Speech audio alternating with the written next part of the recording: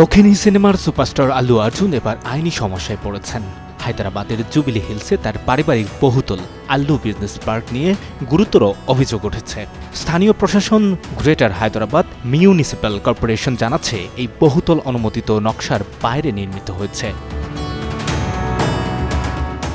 Greater Hyderabad municipal কর্পোরেশনের কর্মকর্তারা অভিনেতা আল্লু অর্জুনের হায়দ্রাবাদের পারিবারিক মালিকানাধীন সম্পত্তিতে অবৈধ নির্মাণের জন্য একটি নোটিশ পাঠিয়েছেন। সোমবার সার্কেল 18 এর কর্মকর্তারা জুবিলি হিলসের রোড নং 45 অবস্থিত আল্লু বিজনেস পার্ক ভবনে অনুমতি ছাড়াই নির্মাণ কাজ করার জন্য একটি কারণ দর্শানোর নোটিশ জারি করেছেন। কর্মকর্তারা জানতে চেয়েছেন কেন এটি ভেঙে ফেলা হবে না।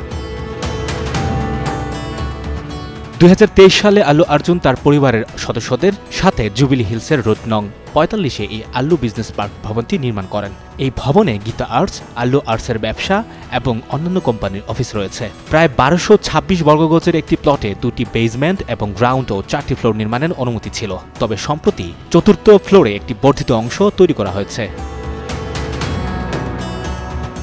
এই পদক্ষেপের বিরুদ্ধে ডেপুটি কমিশনার একটি তদন্তের নির্দেশ দিয়েছেন এবং এই অবৈধ কাঠামোটি কেন ভেঙে ফেলা হবে না তা জানতে চেয়ে একটি কারণ দর্শানোর নোটিশ জারি করেছেন। এই চলমান বিতর্ক নিয়ে আল্লু অর্জুন এবং তার পরিবার এখনও কোনো বিবৃতি দেননি। এর আগেও তিনি বিতর্কে জড়িয়েছেন। গত বছর সিনেমা পুষ্পা 2 এর বিশেষ প্রদর্শনীর সময় পদপিষ্ট হয়ে এক নারীর মৃত্যুর ঘটনায় তিনি আইনি ঝামেলায় পড়েছিলেন। সঞ্জয় দত্ত, যুগান্তর নিউজ।